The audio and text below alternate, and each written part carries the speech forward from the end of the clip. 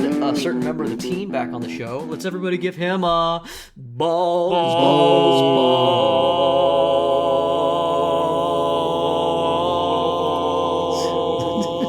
Welcome back, Strana.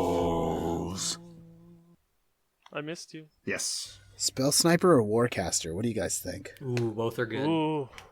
Hey, everybody. Welcome back to Torchlit Tavern. We are a real play Dungeons & Dragons 5th edition podcast, just like all of the others, except worse. I'm very excited today because today we have one of our wayward people back. But before that, my name is Jameson Oxford. I am your master of, what do they call it when you have cameos? It's not really a cameo, though, because he's always part of the show and he's back. What do they call that? Returns? It's a bit more of a callback. Master of callbacks. There we go. I am your master of callbacks, Jameson Oxford. To my left, and there's a challenger to my left.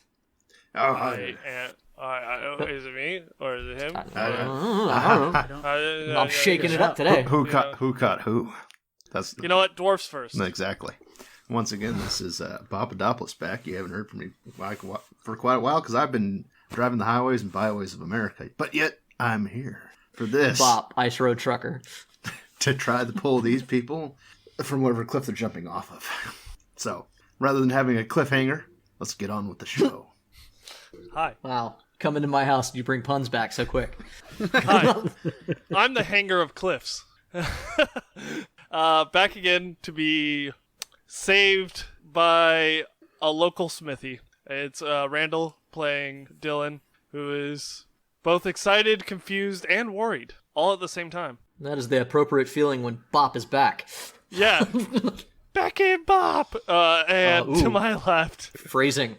Yeah, that's gross. Hey gang, it is Ryan, and I play Roy, and just for the record, now that Bobp is back, I am now immune to sleep, so, sorry. Aspect of mood! And to my left. We got one more, Bobp. Tell us why we're mad at you after Jeff. Well, to his hoping there's no more technical difficulties is Jeff, once again reprising his role as the gentleman, the skeleton, Mr. Grimm. And as always, I'm very excited about playing today and can't wait to see what trouble we get into. We're nearing the end. This is the final countdown. The final countdown. That's right.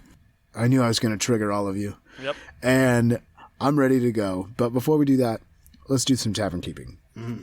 Today we're going to do real short and sweet with the things that I have to say, and then we'll see if there's something that Jay has to say, and then we're going to bounce back to me. 1, if you want to reach us in any way, shape, or form, you can reach us at Torchlit Tavern on all kinds of things. Tell them how many things, Ryan, they can reach us at Torchlit Tavern. There's a Facebook, there's a Twitter, there's an Instagram. Hell, there's even a Patreon. What? Even a Patreon. Yeah, that's right. You want to give us a little money, we'll take it. I hear there's subscribers on that. Those people are amazing. Our Tavern Goers are the top tier. Amazing. Top tier. But you know where else they can All find right. us, Jeff? Where else? On Twitch. They can find us on Twitch. You're damn fucking skippy. They can. They can find us on Twitch every other Wednesday at this stage, which I'm not certain when this will be released, so I'm not But going to by put this a date time, we're in probably it. going to be 2 or 3 episodes in of our Twitch stream. Right. Yeah. We'll probably be a little bit in there, so you can go back and catch up and see. It's run by me, Jeff, taking the DM role from Jay. He's struggling with it, Yeah. but He'll be all right. He's doing all right. He's doing fine. I think he'll live. And we have a lot of fun. Come down to Wacko Mundo on Torchlit Tavern You can see the beacon On of Twitch. entertainment. on Twitch. You got anything you want to say before we cut into this show, Jay? I just read our reviews, and I'm going to read them again. I'm pretty sure that I have read these ratings and reviews before, but I'm going to read them again because I just like to fluff myself before we begin. Gross. Purple Mud a long time ago said, surprisingly enjoyable. I have never been a fan of D&D until I started listening to this. It's a great show. It's fun to listen to these guys. Simple, short, sweet. A little bit of a neg in there, which, I think we need. We need to get brought low. That's on brand. Yeah, but that's fine. I love it. Keeps getting better and better. This is from Lead Base. Very entertaining and funny, whether you know a little or a lot about D&D. Great story, characters and hosts, and amusing holiday specials. By the way, meant to put 4 stars, but the spirit of Barry, who lifts, raised it to 5. No complaints. And I know for a fact that is from the Patreon subscriber, Kyle, who I recently finally made into a Patreon, or an NPC. Thank you, Kyle. Sorry, Kyle. It's okay. You'll get another chance. Thanks, Cal. We might have gotten you in trouble, but it's okay. You're going to have a falling out, and you're going to end up in a better place. And then finally, from Phileas87 on Apple Podcasts, listen to every episode, like the story and cast. Could recommend it to anyone who likes D&D. Once again, short and sweet, and we love you. Thanks, guys. I like to. That's it. If y'all want to get your review read, please leave us one. Please leave us a review. Like, share, review. We appreciate it. And of course, have a great time here with us. We really appreciate it. Yeah. Please tell a friend. It's how we grow, and it keeps us doing this. If you really do enjoy us, we need that because we're not great at marketing. Like that's a fallback for us. So if you could help us with that one, that'd be nice. It definitely helps with the machine overlords. Indeed. And the machine overlords are cruel, and they have weird rules. Weird rules indeed. But now that we've gotten all of our placating to our fans and how much we absolutely love them out of the way, let's crack into this. Last time on Torchlit Tavern. God, it never gets old. Roy helped Mullion and John limp to the safety of a nearby storefront while Grimm and Evan engaged the intimidating Jennifer Eric in a life-or-death struggle on the cobblestone streets near the watch house. Sandra ran to help Mullion while Roy had a brief and cryptic conversation with the enigmatic Baba Yaga. She promised him she wouldn't engage until he had finished his fight with the mortal woman, however, and so he rushed to aid Grimm and Evan, keeping the pressure on Jennifer until she was forced to run, blowing a whistle for aid. Meanwhile, Dillon was marched to the gate leading to the Dwarven Cliffhold, where he was accosted by Fists of Newman, noble protesters, and finally, Krieg himself. Evading everyone with the help of Daedalus, Dillon made it to a line connected to a makeshift elevator, a line that once he began climbing, was swiftly cut by Krieg, dropping him almost to certain death. Just as he thought his fall would prove fatal, however, he was narrowly saved by his wayward friend, Bobp.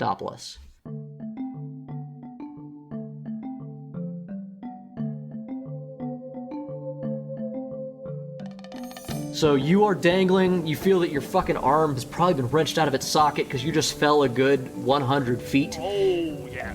Bobp, your arm's probably not doing great either. I think combined between the two of you, you have a +2 strength. And that might be generous. I believe fairly generous here with my +1 over here, so... But the good news is that we're not going to make you roll strength checks because you see a couple more dwarves kind of appear next to Bobp, and they start hauling you both up before you guys can both fall. As you guys sort of get tucked underneath the awning out of the rain. That's where we're... Yeah. So, Dillon, Hey. besides taking up flying, why are you on the cliff, Dillon? So I'm pulled up, right? Yes. You're pulled Yeah, up. you heard the struggle. There's a solid piece of structure nearby, right? Rock is very stable, Dillon. Yeah, I know. Just hold on. And I walk over and I just take a breath and then slam my shoulder in to reset the socket. Roll me a medicine check. I don't know if you did that right. I like looking for that sound effect. That's an alright roll. Let's see what my medicine is. 15 total. Okay. Yeah. In true Bobp fashion, he says that even though you definitely did. Maybe not carefully, and it certainly hurt a lot, but it works. You hear it pop into place. Oh, I rolled the shoulder a little. Okay. I bring him a flask and tinkle, and I'm like, we could have dosed you before that. I know. But you do. I'm on the job. Though, so I can't drink. I'll drink with you afterwards. Oh. There's no job you can't do while drinking, Dillon. Standing next to you are two Dwarven soldiers who helped you guys get lifted back. And one of them turns to Bobp, and in Dwarven he says, "Who is this man, Bobp?" Oh, I should probably tell Bobp how Dillon looks nowadays, because that's changed. Yeah, last time you saw each other, you were in the tent, and he helped you escape when you were tied up in the war camp. I know wear Mizium armor in the style of Griffinport, with the golden griffin emblazoned upon black armor with green trim. And I no longer wear my headband of intellect. I mean, since we're doing it, what does Bobp look like? But I do still have a great beard, thanks to my belted Dwarven kind. So, Bobp now wears they look like various levels of gray robes that are layered over. If you look closer and closer, though, you start seeing geometric patterns in them. Nice. Mm-hmm. If the sun catches it just correctly, it glints. I don't know what he did. I told him to make a 15th level version of Bobp, and God, you guys are going to be as surprised as I am for what comes out of him from now on. I'm worried. I am too. Scared. Yeah. I think he was polite with the magic items, so we'll see how that goes. I was very polite. I think I mostly took potions because, quite frankly, you have to remember something, boys. I'm a transmuter. Oh no. Yeah, high level transmuter. I am so nervous about dropping you into the game. It's so also yeah, funny because Dillon's lost most of his items. as you guys sort of take in each other and realize that you guys have both been about it, away from one another. Once again, the dwarf turns to Bobp and he says, "Who is this human being? Well, Do you know him?" The Thane says, "No outsiders." Sometimes I think it's unfortunate that I do. And the Thane has met him before. He helped us with the children back quite a ways now. When he says that, the warrior does look to you. He's like, "You were the one who helped save the kids?" In common. Yes, I'm Dillon, and by the way, I can speak Dwarvish if you prefer that. I would. Good to know. He helps you up. Yep, thank you. We're going to cut back to the guys. Okay. Yeah. You guys, Jennifer Eric is blowing a whistle and running full tilt away from you guys. Do you guys continue this fight? Yeah, I do, for sure. Absolutely. I'm not going to let her just run away. Okay, then I'm going to keep the same initiative rolls. We are going to start at top of the round, but something else is going to be throwing a wrench. You guys see, as we sort of reestablish things, the rooftops, you can see soldiers are taking up positions with bows, and they seem to be showing up to help her and also cover her escape. You see that there's Already at least... in less than a round? She blew the whistle. Yeah, they're around. You see that they're not ready, but you can see them moving across the rooftops. Particularly you, Grimm. They're not in position. Okay. They have bottom of the round initiatives. Okay. Well, she gonna get hurt. Roy, Yeah. Is it my turn? it is. You're top of the round technically. I am going to start running at her, and I'm going to say, "Hey, Jen!" And then I'm going to face step in front of her ass. I'm going to turn around, and I'm going to fucking full extend the rapier into her fucking chest. Roll an attack. It's an attack roll. 14 plus 10. Oh, that'll hit. Yeah. She's like, "Who are you?" I'm Roy. Nice to meet you. Booming blade. Ooh.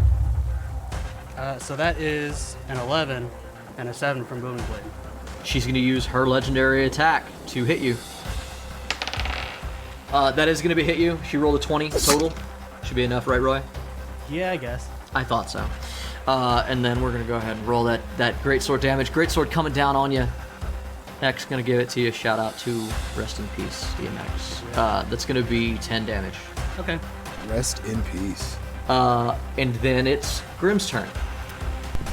Grimm pulls out the Staff of Thunder and Lightning and uses the Lightning Strike on her. It's a DC 17 Dexterity save. Ooh. Nat 20. Give me a second. For flavor, she senses the static buildup behind her, looks over her shoulder after hitting Roy, dives to the side. Roy, go ahead and do that sword burst attack damage. 13. So that's 31 Is it in a damage line? before it's halved. Yes, it's in a line. Roy, roll reflex. Roll a dexterity save. I just have a lot of faith in Roy, so Yeah. that's why I went I for mean, it. that's fair. 17 Dex. So she saved. Does she take half? She takes half, yeah. Half much of does she- 31. Exactly 17. Okay. That's- You're going to take meets and 15 beats. damage, Roy. Roy, what does your sword burst do? It was 7, and yeah, it was 7 plus 6. Okay, you see that she dodges out of the way, gets fried. Roy gets fried a little bit, dodging the other way. The booming blade goes off, and you watch that she leaps. The booming blade goes off, and she gets fucking double whacked and comes up in a tumble in a prone position. There was no win for that. That's gonna make it Evan's turn. Evan's gonna throw his last magic stone at her. That's gonna hit. Evan's gonna do 10 damage. No, sorry, Playing 12 soft her head damage. while she's prone on the ground. Yep, just knocks her face into the cobblestones. This is not ending well for her. Yeah. He's going to do 12 damage. She's going to use her 2 more of her legendary actions to once again try to frighten Roy. Roy, I need you to roll another wisdom saving throw or be frightened. It's a DC 16. And then it's her turn. Okay, no effect. She once again uses up half her movement, gets up, and dashes away from you guys all. She is not doing great. She heals for 10 because of an ability she has. She sort of shakes the blood out of her nose and takes off. A rain of arrows comes down at you guys. There's 10 archers set up on the tops of these streets. A lot of them are aiming at Grimm. Grimm, what's your armor class? 15. Alright, so 5 of those would hit, but it's rain and windy, so we're going to try them again. Alright, so 5 arrows come at you with the wind, flips them away, only 2 of them strike home. Grimm, you take 7 damage from arrows. Okay. That makes it Roy's turn. What do you do? I'm gonna fucking teleport in front of her again. And I'm gonna cast Toll the Dead. That is okay, that's a 15 ranged attack. It's a disadvantage. Or is it a save? It's a save. Oh, okay. 15 wisdom save. As you do this, you keep appearing for her, and through Jennifer Eric's vision, there's this red in her eyes from constantly being barraged. This time, as you leap in front of her, she catches the strangest silhouette of a woman standing behind you at the same time you do this. As she should. That save? So, wisdom save? That's a failure. Crap, because since she has taken damage, that's 3d12. Fuck. Dude! How much? That is 12, 11, and 7. Oh. That's a cantrip. That's 30 points of damage. Take that. She's still standing. Blood shoots out of her nose as this scream comes out of your mouth, this banshee's wail. You see that she hacks up this black, nasty blood out of her mouth. Where are you going, Jen? She just sort of stares at you again. She uses her command ally to have an archer fire at you. You're gonna take disadvantage. Arrow fire just sings past you, misses you entirely. I don't move at all. I'm just staring her down. What do you think you're accomplishing? You're nobody. Who are you? I already told you, I'm Roy. What do you think you're gonna succeed at? You think that in the end that any of this is gonna matter? The rich are still gonna be in charge, and the poor are still gonna be beneath us. And you're gonna do what we say, and it's gonna be for your fucking benefit, whether you like it or not. Nah, at the end of this, you're going to be beneath everyone. She tries to run. She uses the disengage action and tries to blow past you. She moves 30 feet away. Grimm. Yes, sir. I pop a little bit closer with my little face step, and on the ground, just go. Boop, boop. You're gonna land? Yes. Okay. I'm gonna land and be 30 feet closer, Okay. and then I've still got 4 chaos bolts hidden in these fucking cufflinks that I've saved for just this type of scenario. Okay. So, ooh, bitch. Nat 20. Oh no. Okay, so that's Bruh. 4d8. Jennifer, you were such a good NPC. You did more damage than anyone else I've ever had. Like, you were most effective. You and Jess were my, war horses. The two of you. You did such a good run. And I don't think it's gonna matter anymore. So, I got just nothing. I'm not there.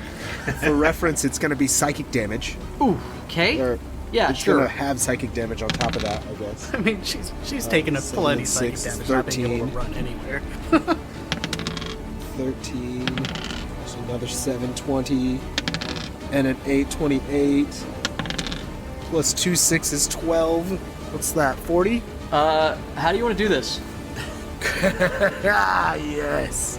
Grimm pops down, and he looks straight down at her, because it's got long range, so no matter how far away she is, she's probably not 120 feet. And he puts his hand out, and he goes, "You've crossed the wrong fay today." And I fucking unleash out of the cufflink this fucking warbling bolt of chaos energy as it flies straight at her back to me, as she just gets to turn and look at it before it hits him. Bang. She looks over her shoulder just in time for it to catch her full on in the back, and even though it's this psychic energy, it fully picks her up and throws her through the storm. She pinwheels like a ragdoll and lands in a heap, ironically not far away from Jess. And then I'm going to use the rest of my movement to get the fuck out of there. As you do that, we're going to go ahead and come out of initiative order, and because you see from across the location, you hear this weird, "Well done! Well done! Good job, Grimm. Roy, it was amazing."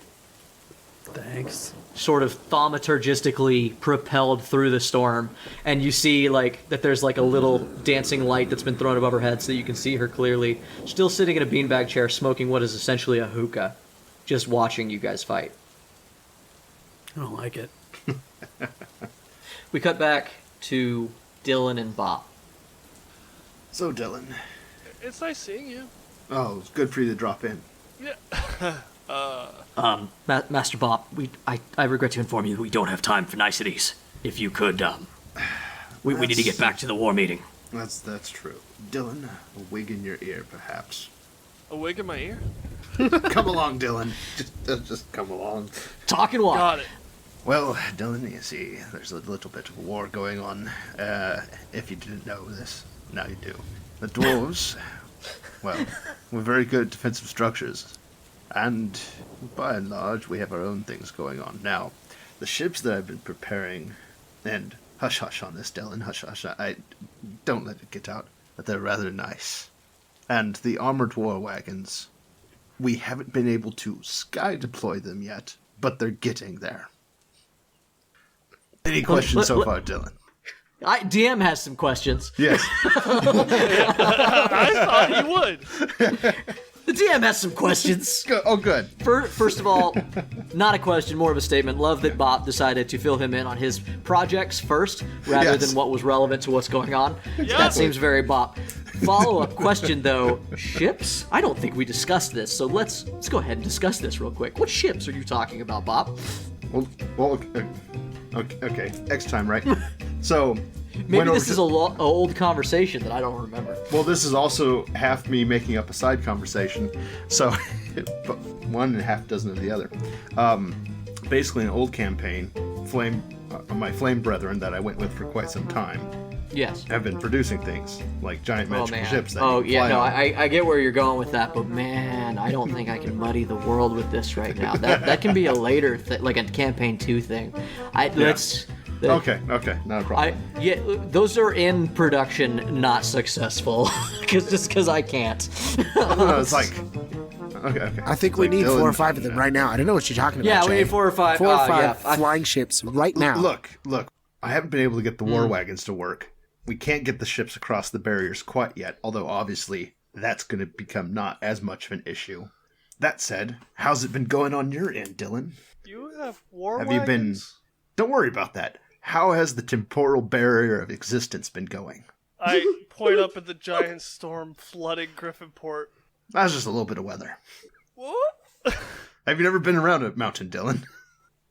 We're not near a mountain. Just because the spirit of a mountain comes to Griffinport finally doesn't mean anything. Oh, you don't know either. Bruce is gone. Sorry, I didn't mean to drop that on you. It's just I didn't want to. What, back to hell? No, he left. Dillon's gonna reach in his pack and among papers and a bound book that Bruce had given him, he pulls out a set of papers for Bobp specifically and hands it off to him, having not read it himself even. Hope you find yourself well, Dirt Pounder. I didn't know what to leave you, so I thought I'd leave you this. I figured it's nearly perfectly carved and a rock. So, precision and dirt, 2 things you love. Bruce. Oh, I have Bob's package too. Bobp was left a perfectly carved cube. Perfectly. It's just a rock. That's it. Yeah, it's a perfectly carved stone cube. Filthy fish finger. He finally did something halfway decent. Although, Dillon, what happened to his eye? He took that with him. That's gonna be That's gonna be a problem later. Oh yeah, that is. That's gonna be a big problem later. That's for a different campaign, though. I didn't check that on my character. What? No. As Bobp puts his hand on his hammer. Oh, the hammer speaks out to you, Bobp. Mm-hmm. Oh God. Lad. Storylines. He's right. It's for another day. There's much going on in your city now. We can always follow back up. It sounds like this Bruce may have taken it to the mountain to keep it away from anyone's hands. The only ones who can go up that mountain are other Goliaths. It's good. I'll take your word for that. Except that's all in my head. I'll keep that in mind. So, well, too bad you can't take a letter back for me. Or at least a fish. Maybe some cod. Yeah, we But come on, we need to get inside the mountain. Yeah, let's get inside. Lots happened. So, Bobp, fill him in on the situation before you guys get to the war room, is what I would But now recommend. his projects, I his know. other ones. There's other projects as well, yeah. He's I taking need- up knitting. I need hit I need hit points, Jay, For what? for the conversation. Oh, hit points? So, essentially... I don't like that. Yeah. So, you know, Bobp, that since the battle, it was a rout. It didn't go well. It wasn't a full loss because the big doomsday weapon that started firing off the top kept malfunctioning, and it never quite did what it obviously was supposed to do, which was just decimate people like Eye of Sauron, Death Star style. You watched it sort of explode, and then you watched them turn it on a few more times. It hit some regiments, but it really never got off the ground. And for that, you and King Roland were thankful, because when Roland took the battlefield, Will and Bennett had already been wounded. No one was there to control everything. King Roland had to take charge. So it was chaos. Things went poorly. The Thane is furious. Your leader is mad because he marched his dwarves and your war machines in there, hoping for an easy victory, and that is not what you got. You guys basically walked into a trap.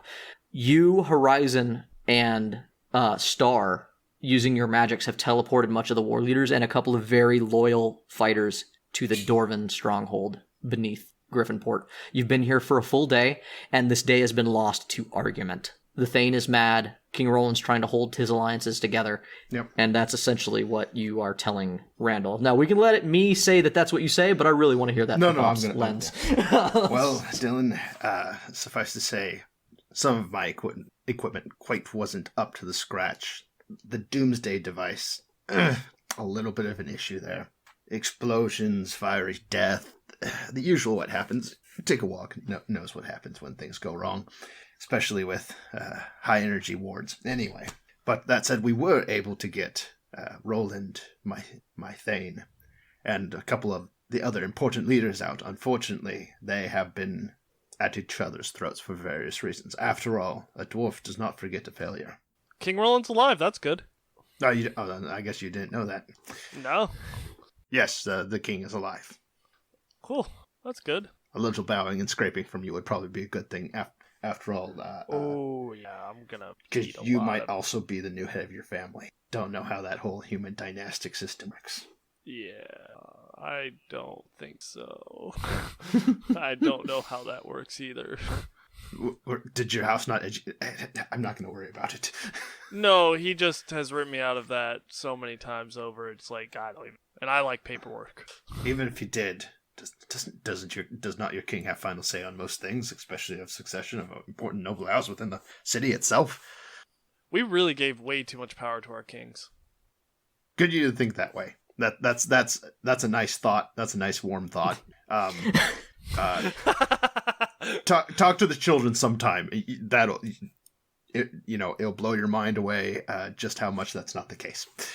As you guys have this conversation, you guys you guys remember it's a lot nicer than it was. It's not as rough hewn and new. You guys come to the back of that big open cavern that's cut into the side of the cliff, and towards the back you go through the little tunnel rooms. And you've been here once before. This war room that Thane Strokyuk used to have his meetings in, and he would be private. And once you get there, you realize that it's been turned into a hall. They cut this huge section. From the center rises this sturdy stone table. There are Dwarven runic symbols that go all the way around this table, and within it you see some arguing people, and you recognize a lot of them. At the head of the table is Thane Strokyuk, and he's pointing his finger, and he's shaking it, and he's yelling, apparently, at King Roland, who is standing next to Horizon and also Star.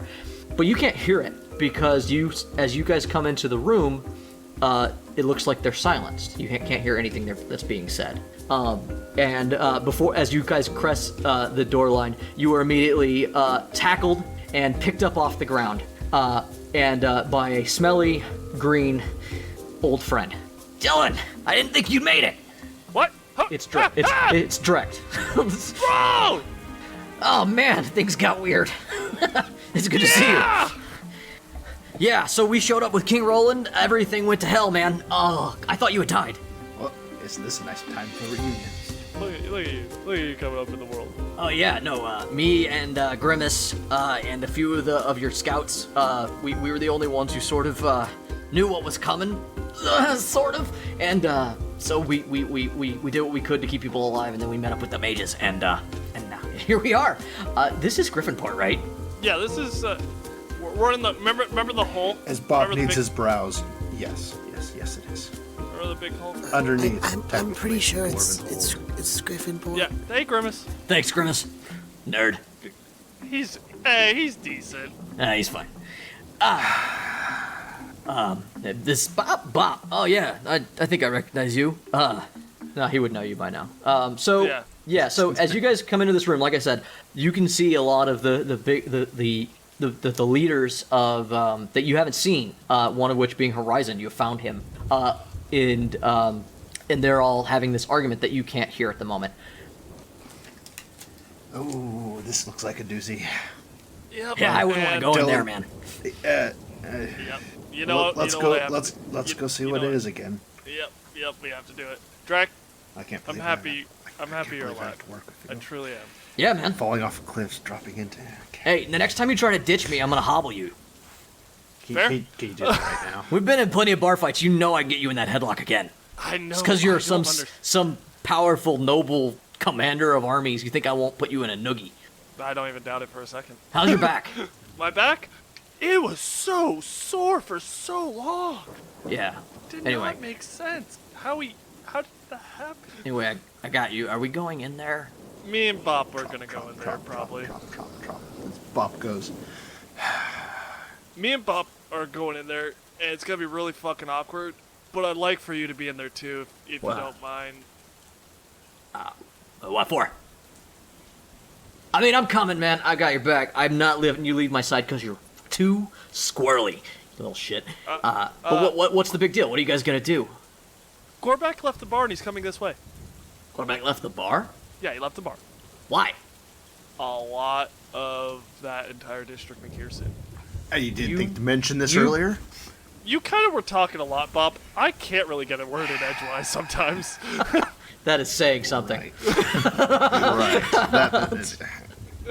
That's all we need. More. May the gods have mercy on us all. As you fill in Bobp and Drekt, I'm going to cut back to Roy and Grimm. As you guys see her clapping and applauding, you hear, you see that you hear more whistles, you hear some gunshots come from down the street, and you see that a lot of... Gunshots? They have guns now? Yes, actually, because you gave them one. I don't remember giving them any guns. You handed Dottie a gun? You did. Yeah, you did. I did hand Dottie a gun. Yes, I did hand Dottie a gun. But you hear the sound of shouting, and then you also notice that the archers on the roofs have turned their bows away from you and are looking down the street. From down the street, you hear some yells that at this point you can't see because of the rain and sort of just general maelstrom. Still across the yard, she is clapping. Grimm talks to Roy in their heads, and he goes, "We've got to go. You don't want to see what her deal is? We just can she also go? I don't Do want you to be want her to follow surrounded us? by these. No, but I do want to see what her deal is. I just don't want to be surrounded by these men. The more men that see us, the worse it gets." Fair. It's time to make a choice, Grimm. I also am quite worried that she's going to try to make me put it on right now, and we can't do that. That can't be done. Yeah, no, probably not. So let's leave. Do you want to just go and I will figure out what her deal is? I'll probably catch up to you quick enough. Yeah, that sounds like a plan. Okay, I'll see you later. Yeah. Meet me, and I just put some place that it would be logical for us to You meet. did say that you were going to meet back up with the Doors with Dillon after you went and got John. So Yeah, I know. so where you that's can at. sort of you see that out of the another side door from the shop that they ducked into, Sandra and Mullion come hopping out. Mullion looks like his foot is better. John looks good. They look ready to run, and they sort of look at you, and then they look up the street where the noise that you're hearing is happening, and you see they kind of get this alarmed look on their face, and then they start moving toward you, Grimm. Yeah, sure. Also, where's what's his Sandra. face? Evan. Nope. Evan is with you. Yes, not the face I'm looking Who for. else? John wasn't the only person in there. We took somebody Darius else you out. left on a roof. Darius is currently. You think about Darius and you look around and you see that he is literally clutching with surprising arm strength to a gutter beneath an archer. I see that, and I look at Timoleon and I go, "Foot good enough to catch your friend?" I got it. We need to move. Something's coming. Yeah, we're moving. And I direct him to catch his friend, and then I roll my stealth. Oh, that's not good. Yeah, solid 10 on my stealth, and I also try to throw up a minor illusion so that like maybe I'll blend in more as soon as I'm like not visible. So yeah, Mullion catches Darius. You kind of pop these spells. You start like kind of getting everybody into the shadows because I'm going to use your stealth roll. We're going to say that your stealth is bad because you're trying to get everybody involved. Because you're level 15, I can't pretend that you guys are dumb anymore. Like I have to pretend that bad rolls are from other stuff. Right. So there's a storm. Your foot slipped. Like that's insane that would happen. Otherwise, you'd succeed, right? You're a fairy lord. It's, Exactly. down an alley, you hear a splintering crack from the direction that Mullion and Sandra and John and the gang looked, and then you hear the sound of sort of a building collapsing, and then from around the corner comes running a mixed gaggle of peasants, nobles, like just civilians, and you see Dottie and Block leading the charge, along with even some palace guard, and they are in a full panicked sprint. And you realize why, as ripping through the wall of a building right behind them into the main street comes a large, serpentine, gigantic newt-like creature that then breathes in a deep breath of air, Godzilla style.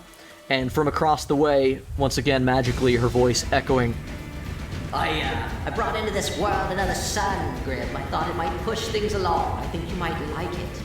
Have you ever heard of a beeher? Have I? They're also known as lightning lizards.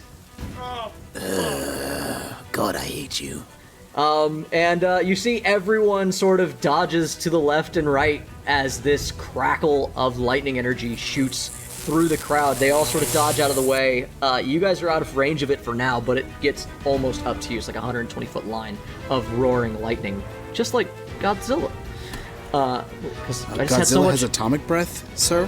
Pardon me? That's fair, but it looks a lot like a beam of lightning, so fuck off.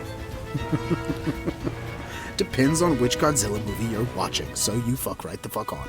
Let's fuck off together. And also, from the stall next to Baba Naga, the building collapses and her gray render son comes charging out of the front door as well, just ripping chunks of the front door off of himself and screaming, and then he roars at you guys. Foley, my friend, go Roy, go Ryan, Foley this up. Yeah, I gotcha. What do you guys do? I mean, I was gonna go and talk to her, but it feels like things are a lot more urgent now than they were when I was gonna go talk to her. Roy, as you move to go talk to her and the Grey Render like splits the wall open, you see that her beanbag chair unwinds and you realize that the bottom half of her is a snake. She hasn't been sitting, she's been coiled. I'm gonna regret this, and I'm gonna keep going to fucking talk to her. It's good to see you, Roy. You're looking good. Thank you, Bobp. Why? This isn't helping. And it's not, if anything, it's delaying us more. She does sort of like, she's got this like smile and sort of this sadistic grin on her face, and when you say that, she does sort of get like this sort of sympathetic look. And she looks you dead in the eye through the rainstorm, and she says, Because it has to happen. Why does it have to happen? We can get it done. The mantle will be put on, but every time the city is in trouble, and the people are in trouble, like you are putting them in trouble currently, we have to stop and do that instead. This storm is not natural, boy. And I I'm know aware. you can't see it. It's been raining for a lot of episodes. I do the edit. I know. I don't have time to explain to you how little time you have. And I can't explain epidemic sound to you. Epidemic sound. Dwarven Forge. Yes, that there's not a lot of time, and it's wild to me that you were making it worse instead of helping us get it done. It's always been a matter of priorities, Roy. And what is the priority? Because it should be getting the mantle where it needs to go and put on, which you are delaying. No, because you are delaying. Because you are trying to accomplish something else. I need to make you do it because you are running out of time. You must do it because if you don't do it, the repercussions will be everlasting. So, either put on the mantle yourself, or tell Grimm to do it, or I will have to best you both and do it myself. Last chance. I don't know what to do. Somebody weigh in. Help me out. In the wise words of Socrates, haul ass! Yeah, because I cannot. I mean, I'm not going to be able to fucking fight her right now. Yeah, I mean, I'd get the fuck out of there, speaking as a player. Speaking as Grimm, get the fuck out of there. But I can't hear her side of things, Yeah. so I can't really... Speaking of Bobp, I'd just plainer binder, but, reasons are reasons. Get her to Bop. That being said, you do have a high-level caster. Roy, I do need you to tell me what you are doing. I guess, you're going to have to try and take it from us then, huh? I guess so. And she springs forward at you, Roy. Everybody roll initiative again. As she leaps at Roy, we're going to cut back to Dillon and Bobp. So you guys have filled Drecht in on the situation and Bobp, sort of a couple of things that Dillon has known, and why you're here and what your stakes are. And Drecht goes, "Oh shit, it's heavy. You got Gorback out of his fucking bar. I don't think I've ever seen him out of his bar. I'll be honest, Oh, it's that bad. scared me more than the giant crab. Yeah, you've had a day. I've never had reports of him ever being out of that bar. Just a second. You get reports? Don't worry about it. Yeah, you get used to Bobp. Hey, if somebody is going to need some ale, I have a new vintage for him. That's all I'm saying. We will. Dwarven ale? Nah, man, I prefer grog. Wait, which ale? Because you had that weird tasting ale a while back. As far as I know, you try it's still it? been maturing. Okay, I just usually trust whatever Sandra gives me. Okay, guys, stop talking about ale. What are you doing? It's like, well, in this case, okay, well, it's like I think we go. So we head in. Well, Let's go rip this bandage. so my lords, my kings, my thing. The moment you cross the threshold of this circle of runes, this like bubble of sound pops, and all of a sudden you hear everybody yelling at each other. You enter this tumult of voices. It's like, you promised us that this would go. You promised us that this would have gone better. We would put our doors in line, and our Azer brought machines, and nearly all was lost. It was a rout, and we were supposed to be walking into allies, not enemies. And King Roland fires back. It's not my fault. I wasn't in charge. You followed my idiot brother and his stooge, William Bennett, in the battle. How dare you blame me for this? And that's what you guys walk into. You see Horizon and Star trying to get a word in edgewise. They're being completely drowned out because they are timid by comparison to these two personalities. I put a hand to my throat, make a mystic gesture. My lords, my thane, perhaps forgiveness and a quest is in order for the one who stands beside me, a Bennett. The hush falls over the crowd, and all eyes turn to Dillon. Dillon steps forward and takes a knee because it is 2 kings, and this is a very, very formal setting. Captain Bennett, you made it out. I go by Fisher now. He sort of cocks an eyebrow at that, but then just Captain Fisher then. Thank you. You do sense a little bit of heat coming from Roland. Last time you met him, he was cool with you, but there seems to be some your insight leads you to believe that he's not happy. No shit. I whisper out of the side of my mouth. Dillon, what did you do? Yeah, just everybody's glaring at him across this fucking table. I stand back to my feet, put both hands behind my back, clasped together. Thane Stroke, King Roland. Sirs. They nod their heads at you. You want to tell us what happened back at Santos? It was a trap, laid by Lord Azazel, and originally it was going to be walked in with the king's armies, and I did everything I could to warn, and everything I could, but it all kept going sideways and wrong over and over, and it just... You knew about it? I tried to warn as much as I could, and that's why we were able to get the regiment somewhat organized by the other leaders after... What happened with Willen Bennett? Well... Reports said that you met with him and then he was attacked by an assassin. Yes. You were seen fleeing with said assassin. What happened? So, I went and spoke with my, with Willen Bennett, and it was revealed to me that he had Krieg, the Fist of Newman, kill my son. You watch Roland sort of hang his head when you say that. You see the Thane just gives you this steely gaze of just there's disapproval, but like you see that like your insight leads you to believe Roland understands what you did, and he's still like, fucking why? And I wasn't sure what to do in that moment, and So you attacked him? Yes, I attacked him, and it was an error in my judgment, and I poured glue upon his face, and The Thane waves his hand away. I'm not worried about the crimes against Willen Bennett right now. What I'm more worried about is what we are going to do. The next step. Things are ruined. For all we know, there is an army of demons with laser beams coming to march upon us at this very moment. And let me tell you, King, I don't think my dwarfs will stay to help. Quite frankly, my Thane, perhaps we should stick our noses and see what smells are about. Bobp, I don't think that you are the one that I will trust at the moment. You're too engaged in these human struggles. We lost good dwarves. You were there. I was. I was indeed. I had never thought of such destruction could happen. Sir, with the utmost respect, I believe us to at least be, well, I hoped one day to at least be friends with you, but that may not be possible now with my... I thought we were too, but you seem too volatile. And it was a mistake. I have a nation to lead. And it is a mistake I am correcting, sir, because I have made many, but right now, it is not just our kingdom at risk, it is the world at risk.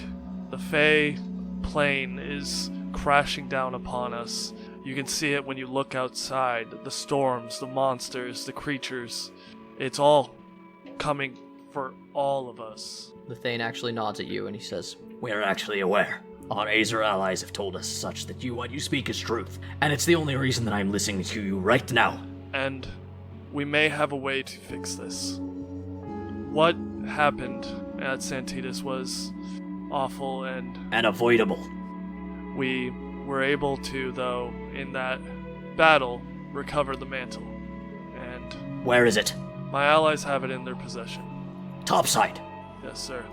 You know that everyone in that bloody city is going to be gunning for it. Yes, sir. And I trust them with everything I have. Do you have something of theirs on you, Dillon? No, my bag of holding recently went away. And with it, a lot of items. keepsake, a memento. Bobp, Horizon. They were rescuing John Finrowan and other allies to assist us. Horizon is sweeping around the outside of the table and heading Bop's way. Bobp, with me, to me. We will go get them. Aye. And you and Horizon sweep out of the meeting chamber. I hope you have a scrying spell or two. He points his fingers at Star and says, Star, come. And respectfully to both of you, you are both strong leaders, but I cannot speak for everyone in this city, nor can I speak for all my allies. And I believe that there must be another person at this table discussing the fate of this country. I don't think you should be speaking for anyone, but who do you think should be speaking? The orcs. And I thought about this, and I would... There's a lot of grumbles happen around the table from all the dwarves. And I know there's a history that cannot be solved with what I say, but Thanestroke, when I first met you, it was as this great merchant that was leading his people. Am I wrong?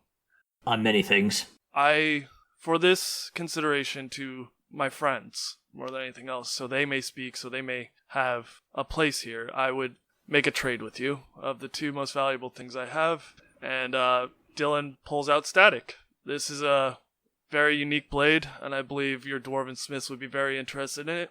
It wasn't crafted by smiths of this country, it was crafted by the mages.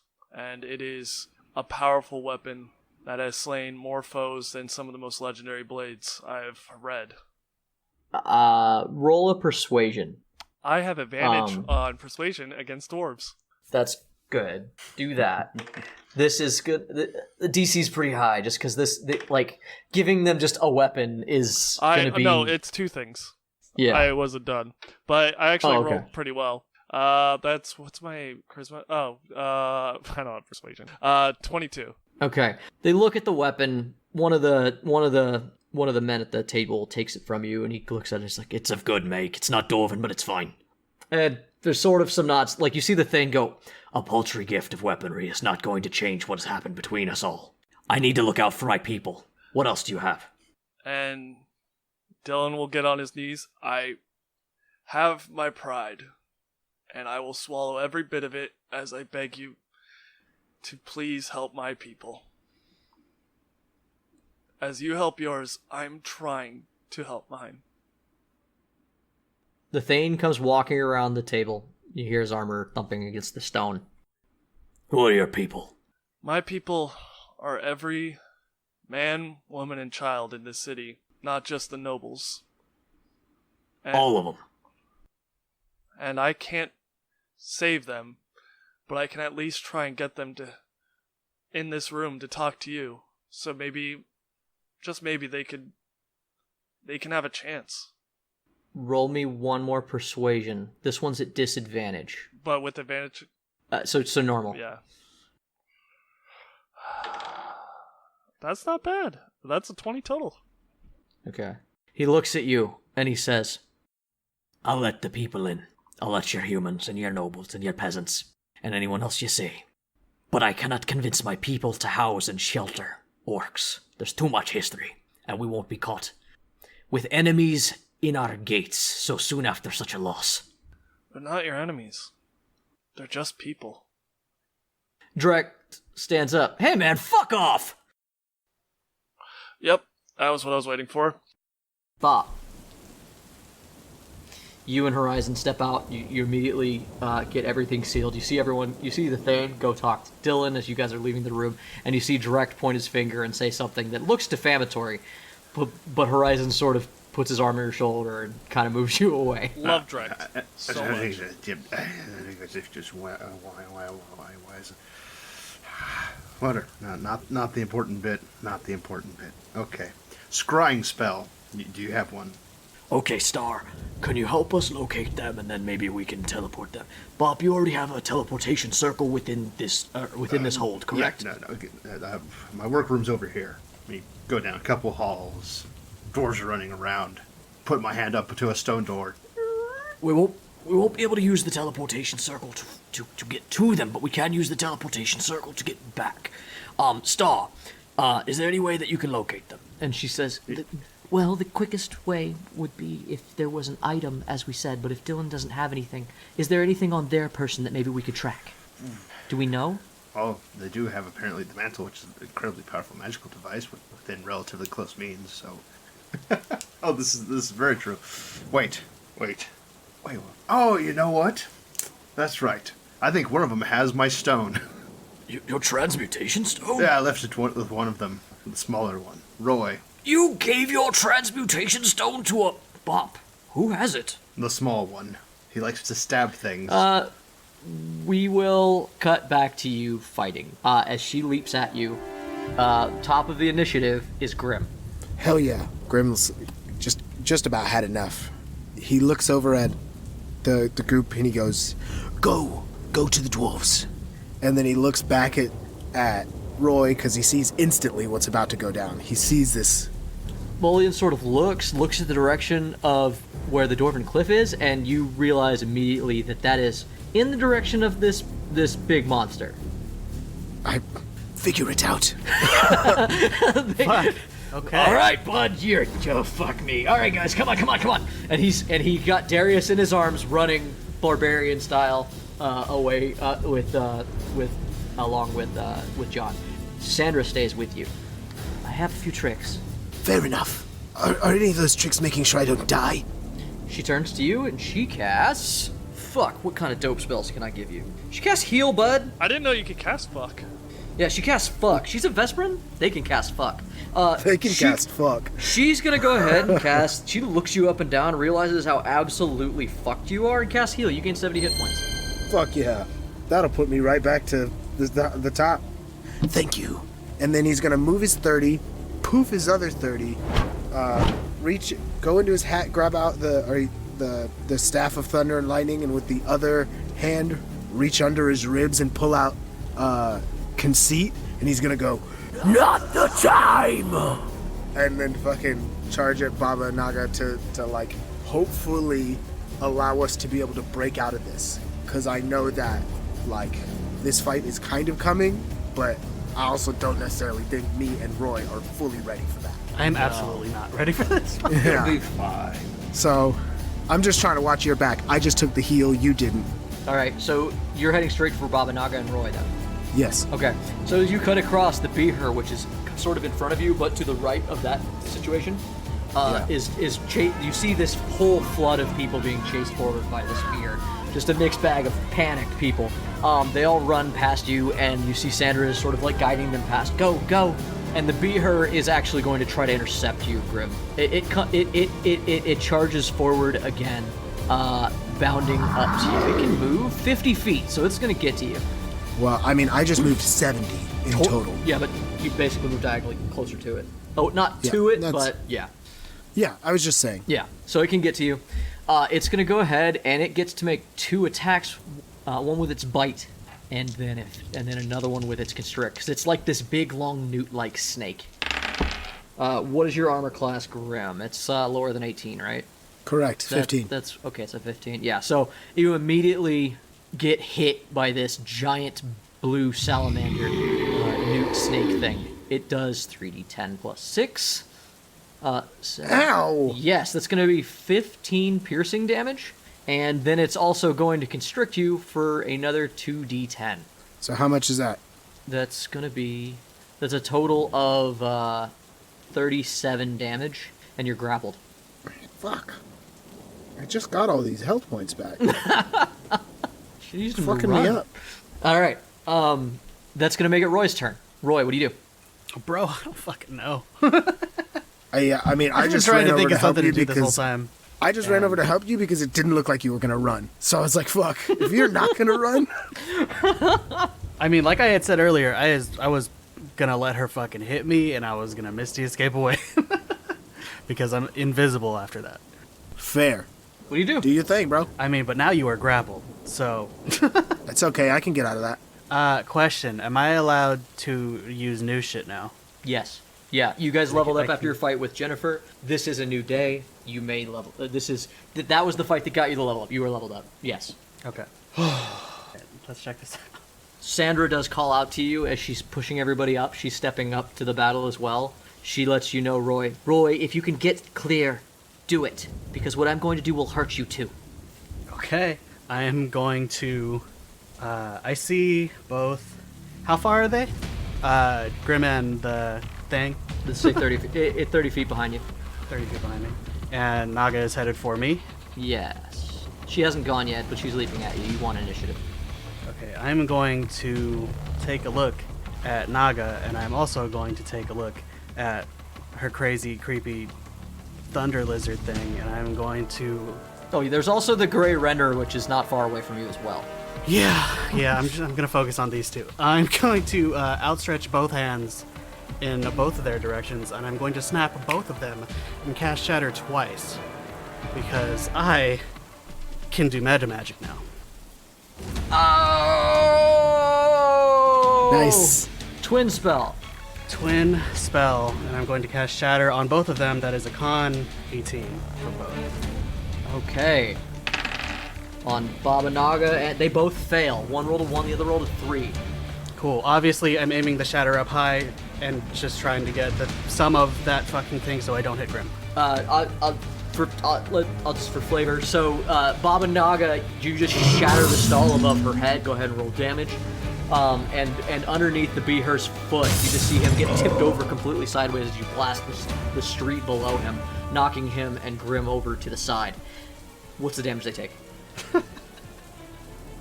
God, Roy's so fucking cool. Hold on, I need a dice roll Roy for this is one. really fucking dope. Okay, so do I need to roll for both of them, or do you want them to take the same damage? Just do the same damage, please. 47.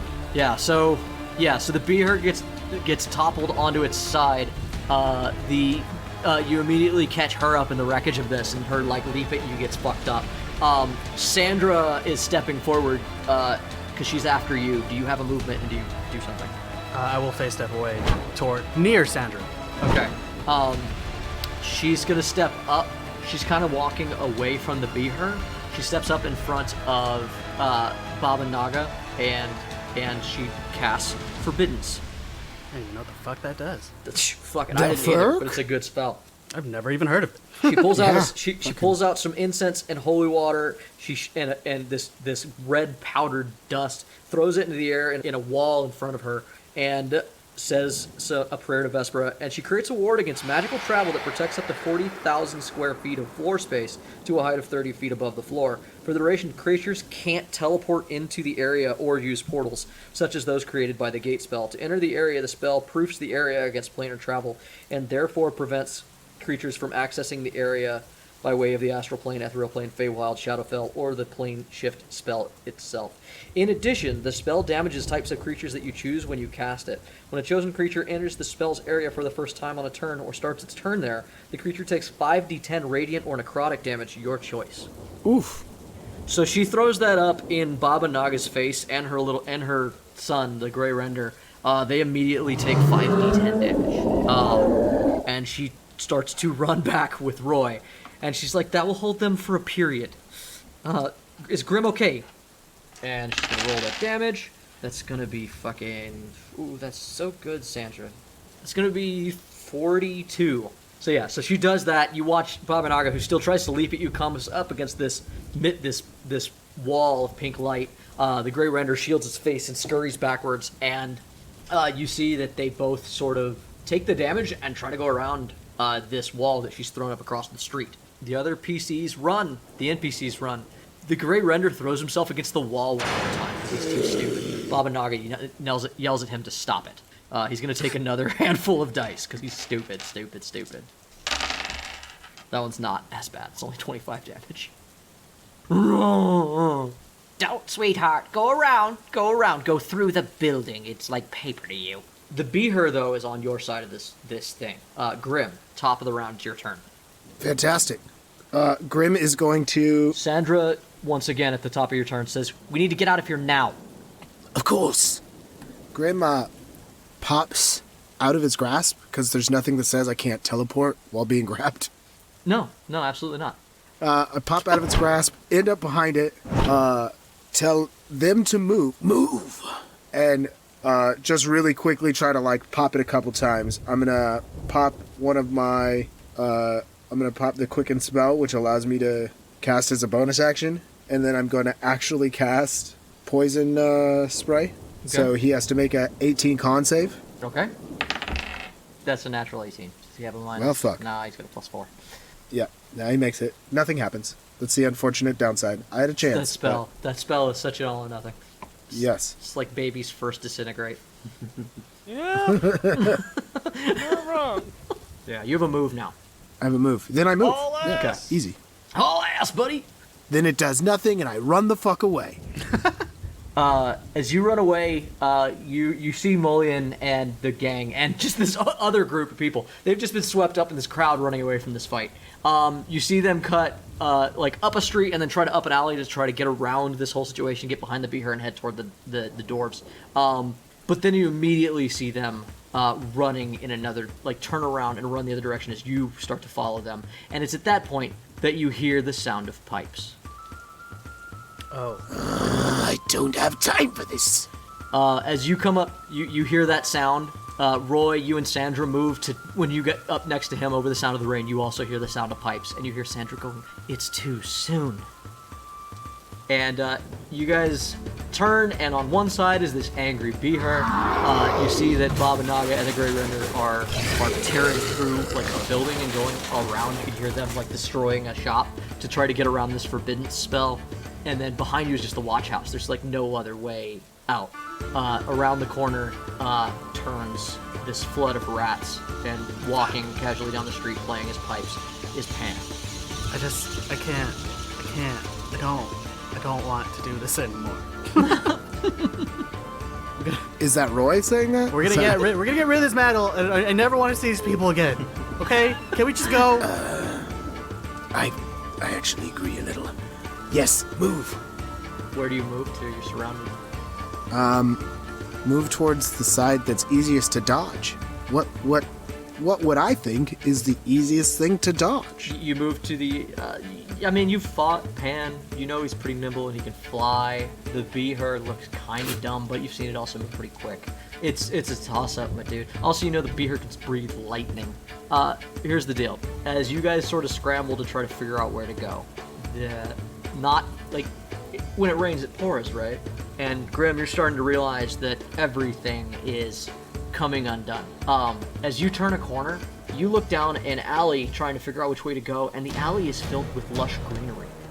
You see that there is a horde of mounted Eladrin riding from, like, they're a ways away, but they're charging forward. Something is coming undone around you.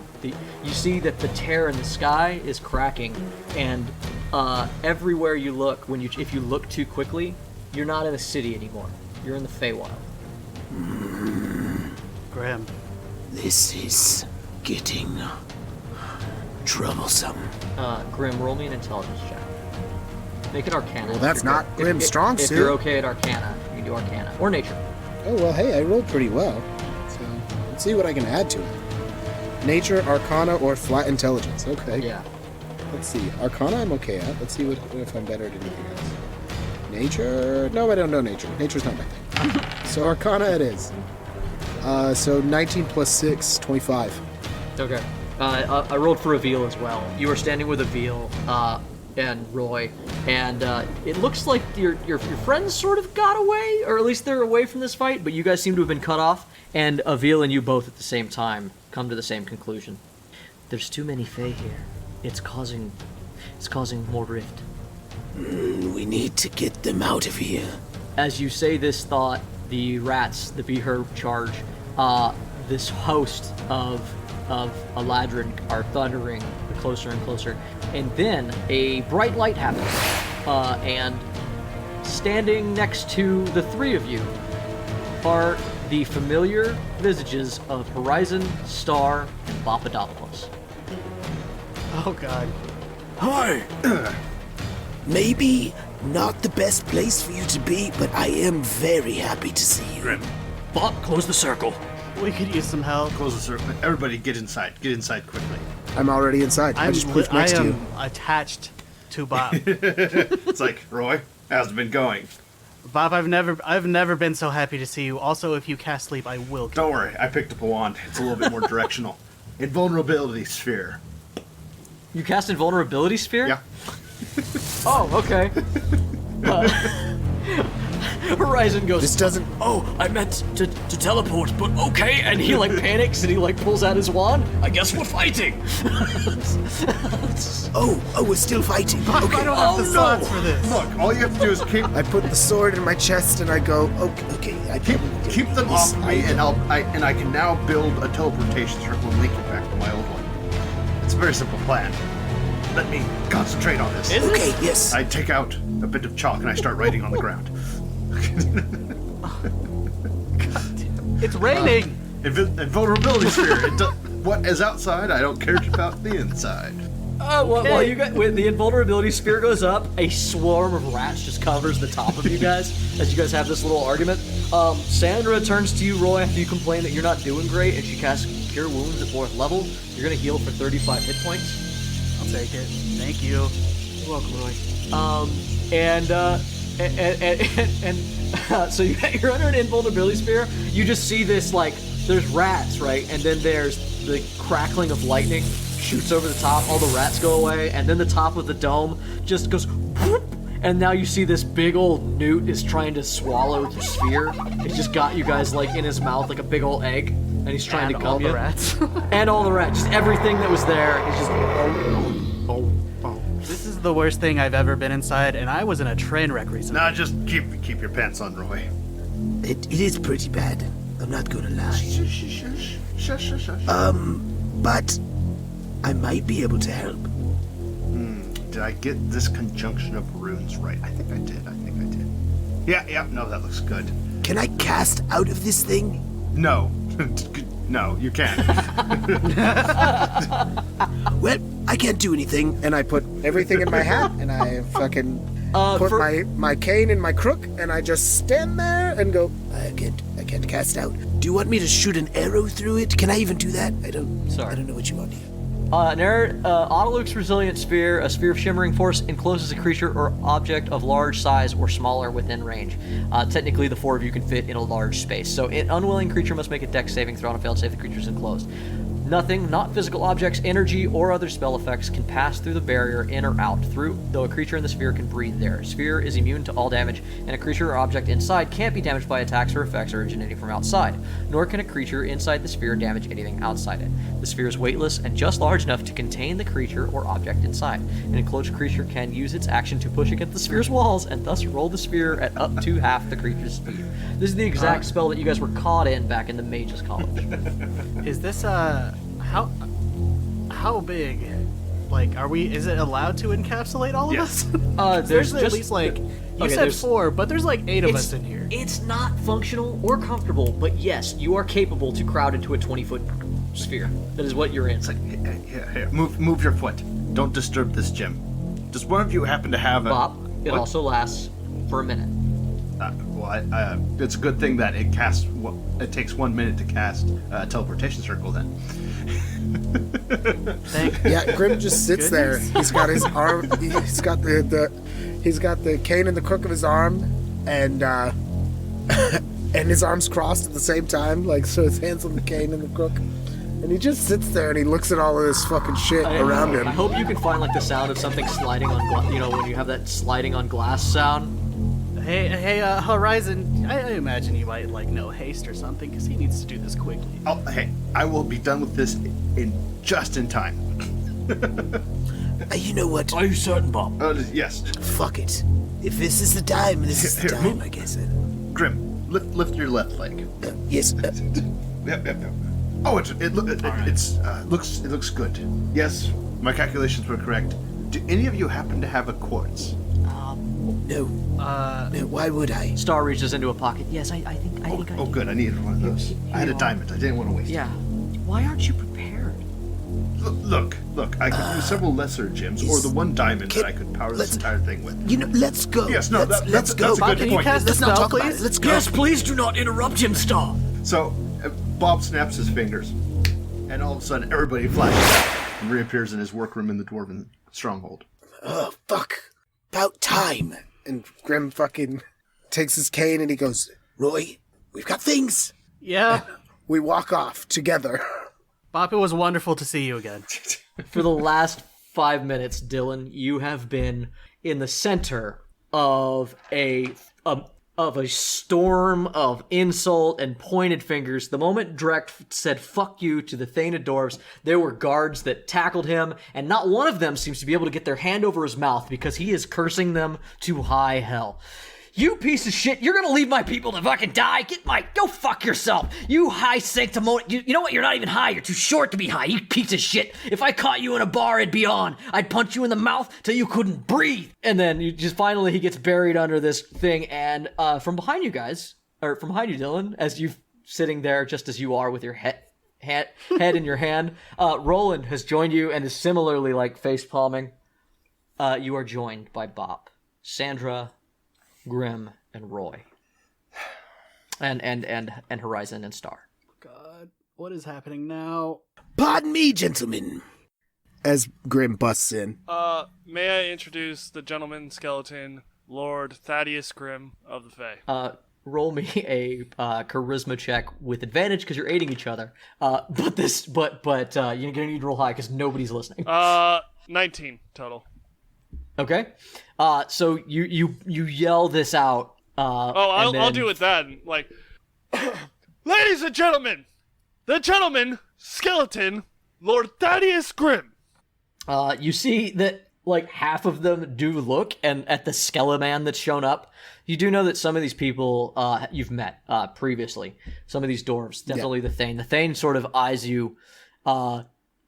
Royalty, but like the fight does not stop. They're aware of your presence, and then they just sort of like, you see a few of them like ward against evil when you come in.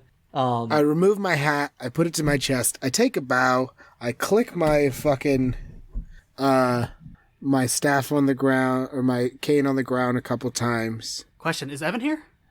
That's a good question. Yes. You did say he stayed behind to fight. Yeah, whereas he would the other two. I have played him as Mulligan definitely ran off. Yeah, they ran off. I tried to think if he would go with them, but no, he is here with you. I elbow Evan and I say, Dillon's taking your job, man. I will fucking end you, Roy. And like anyone with a decently high intelligence score, I step off to the side and allow Grimm to do the talking now. Yes. Oh, don't stop on behalf of the end of the world or anything. Yes, continue your puerile fucking bullshit. I don't know why I expected more manners from the gentleman skeleton. The gentleman went out of gentleman skeleton a long time ago. It's okay, Dillon. That was very Chaucer-like, and I'm proud of you. Thank you. I wanted to channel, some Heath Ledger, some, Hey, Paul Bettany, Paul and Bettany. Alan Gotta love that Tudyk. Paul. Gotta love Paul. No, Drekt is Alan Tudyk. I will fuck you. Anyway. That's fair. Are you rolling intimidation in or peace. persuasion there, Grimm, as you enter this room? Let's go with intimidation. Fuck it. Oh, I think that's... man. I want to make an impression here. Pay presents. Persuasion. I mean, I could do that. I don't want to scare them, though. I mean, it can be an intimidator. It Bad. doesn't need to be. No. Pay presents. Just saying. Guys, I know I usually suck in these situations, but even I know. Yeah, well, it's not great anyway. Do I get advantage because of the assistance of my... of being introduced? Yes. No. It's a legit question. No, Okay. these are all Well, then it's kings. not- They don't give a fuck. Okay, I'm just double checking. Oh, sorry. Are they still yelling? It's only like a 12. There are people yelling, but the Thane and King Roland are eyeballing you as you come in, but you rolled 12. Mm-hmm. So, and that was a persuasion or intimidate? Intimidation. Okay. For all the underlings, really. I don't need to intimidate the king and the Thane. The Thane... The king owes me his life, for God's sakes. King Roland does step forward to sort of your side of the table a little bit. Mr. Grimm, it's good to see you back. But, this is a heated situation. Yes. Oh, I'm sure it is very heated, and I respect that you have very complex politics, but I also am very well aware that just mere meters... Is meters a fucking measurement here? Sure, why I not? don't know. It's fine. Yes, we use Fey meters, yes. Is just mere meters above us is a maelstrom, unlike any of you mortals have ever seen in your entire lives. We are I aware know of because the I just situation. left it, and I actually don't mean any of you. How many fucking people are here? 5 or 6 people here who walked in with me. They've officially seen it. But you're here arguing about it. And I'd prefer we stop the arguing. I have a very important mission ahead of me. And my mission is really assisted by these people. And these people wish to talk to you. Now, I have done at least one of you a great favor. I'm calling in the return of that favor. Now. And I look over at Roland. What I'd like is you to listen carefully to these gentlemen speak, and to work with the Thane in the best of the two of yours ability to make this fucking work. Are we agreed? And Grimm gets this like shit-eating grin on his face that you can just kind of like tell again. It's like manic. Yes, is this possible? Thank you. Roland, he speaks up. I am in agreement, Grimm. I am. I support you, and your favors will be well paid. It is the Thane who seems to be uninterested in further aiding the people of Griffinport. He seems to think that he can pick and choose which ones deserve his support. I'll lean into Mr. Grimm and just whisper in his ear. He doesn't want to help any of the orcs of Poor District or any of that. You know, just to give you a heads up. And I lean back away. And what per se is your reasoning for this? History. Bobp is doing a cat's cradle and goes, has anybody talked to the Thieves Guild? I'm pretty sure they have access to some of the underground tunnels. Yeah, those are all flooded. Try again. Oh no, those are flooded and they're on their way. Long gone. Hopefully, the Thieves Guild people are It's on all their way. fucked. Yeah, honestly, at this point, I think Bobp would know that the dwarves have had to dig, like, trench tunnels to make sure that the water is not diverted into their place because it's below the sewer system. They've been shooting the water out the cliff face. You're aware of that. It's gray water. It's gray water. Yeah, it's pretty fucking clear nowadays. It's clear water. So, It doesn't work. There you go. It's like, Credence Clearwater. according to what I've heard, there is some history that prevents you from allowing some of these peoples in. So you'd rather reduce the force that you have of allies to help you in the future is what you're telling me. You'd rather not make a deal for the future of your kingdom or whatever this is, and instead allow your stubbornness to make what could be a friend into a guaranteed enemy. This is what I've heard. Yeah, so the Thane starts to speak up, and then there is a female voice that comes from the other side of the table. Somebody who enters through a back room speaks up. Bobp, you remember this as the character Daraka, who only had one interaction before with you which guys. went relatively Don't bad. know how much. Yeah, so out of a back room steps this Dwarven woman. Once again, I'll describe her because it's been a while. She comes out, and she is dressed in a Dwarven style for women, where they take the fine beard hair that she has. Yes, beard hair. She has black hair, and it is woven into a lace gown. Her hair and beard are turned into almost like a burqa that weaves, but this one's a little sexier. It's like this black lace outfit made out of her very hair. She steps out, and you. Thank you. Yep. Yeah, maybe you weren't there last time. She steps out and she says, "And what good would it do the dwarves to ally with someone who is so obviously beaten by their enemies?" Oh, you think you could also weather this storm? Do you think that you will merely survive because you are underground? Because I can tell you what's up there will come down here very quickly. Then here's an idea. Why don't we stop the storm? Oh, I'd love to. That is why we brought you here, actually. The Thane steps up. "Give us the mantle so we can handle what you cannot." There we go. You cannot handle it, and if you would like the mantle, then you can fuck off. I've had a fucking hard day. Dillon's gonna step in front of Grimm because, well, It's a good call. yeah. It's a good call. And his back's to Grimm. His hands still behind his back, clasped together. Evan puts his hand on your chest. Good job, Lord. Calm down. He gives you like a little talking to while Dillon steps up. I don't believe you are quite familiar with something. And maybe you are, or maybe I'm just wrong, or maybe this is just a tumultuous time and you are forgetting. But this city is or was your ally. I thought, at least. You did not make an alliance with a king. You made an alliance with a country. And this country does not have one race. It does not have one people. And it does not have... Honestly, it does not have you to thank for its survival until now. We are asking for help. If you were in our shoes, coming to us for help, would you want us to put stipulations upon it? To say, why don't we just attack you? Why, you're weak. Why don't we do this? Why don't we do that? Roll persuasion. It's with the dwarf because it's advantage. 19 total. You see the Thane, he looks like he has this thoughtful look on his face. You feel like you're winning him over, but then Daraka speaks up once again. Dwarves can weather any storm for within our walls. And it is not in our best interest to support these warring mortal human nations. Orcs, humans, we should go back to the old ways and stay away. Yes, you have problems that you are dealing with the Fae, and we would like to help you complete those. She turns, if you would stop stopping us from helping you. We're But not trying to we stop. cannot put ourselves at any more risk than we already have. Now, I need all the heroes to roll Arcana. I'm trained in that, luckily. No, in the box. I don't think any of you aren't at this fucking point.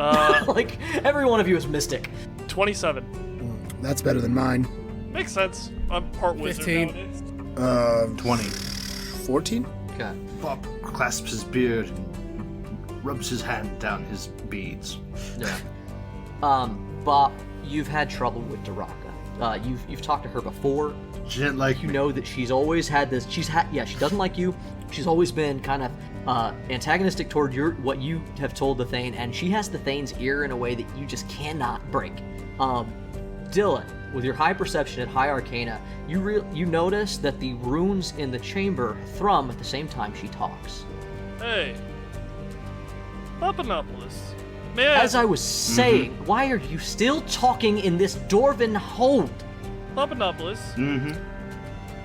what are those runes of power thrumming upon this king's hole? I haven't seen anything like that in quite some time. The Thane speaks up and says, they keep our meetings safe and silent Then from why prying eyes. Why do they only thrum when she speaks? Roll persuasion. As Bob's eyes on. slide over to the king and he lifts an eyebrow. 21 total. Gotta love advantage with dwarves. You see that she's not talking, and you point at the things, and all of the dwarves look. The Thane looks at it, and then looks at the rest of you, and then he looks at and then some of the dwarves look at Bobp. It's like, Bobp, check the runes. I haul out. I've carried this thing forever. I haul out my magnifying glass. I start going over it. I love that he has a magnifying glass so It's fucking probably much. been there since level fucking beginning. Yeah.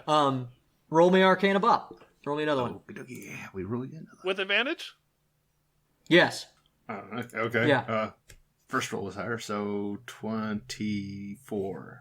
Yeah, so Bobp, you realize that this ring has never been... You know that there was a purpose to this ring. This ring of runes has been standardized. You do know that she is supposedly the one who put it in, especially as they built this, because she's sort of his shaman or his court wizard. But you notice that there are other runes engraved in it. As you make this realization... Well, that's definitely not supposed to be there. You see she slaps her hand down on the stone table, and all the runes light up. I need everyone to roll a charisma save as she activates the rune. Oh, she could go fuck herself. I rolled 22 total. Okay.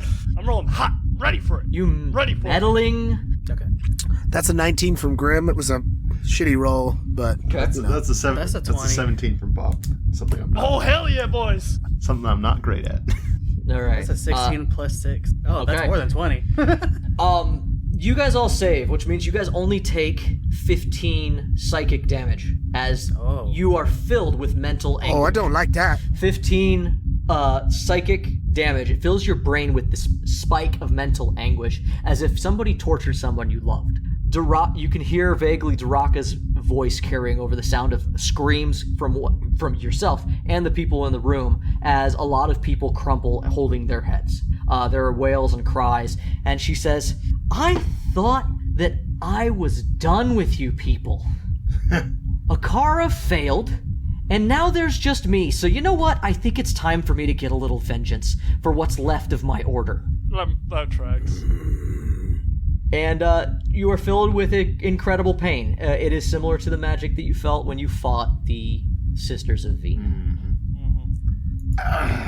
No, you don't. And you're not leaving here. From one hell to another, huh, Grimm? I think you guys you mortals have a phrase about fire and frying pans. I don't know. Roll- Learn your fucking phrases. Roll me initiatives, guys. Jay, I have no slots! It's okay. Oh, my first shitty oh wait, I have an advantage. I'm not fresh either. We're gonna be so great.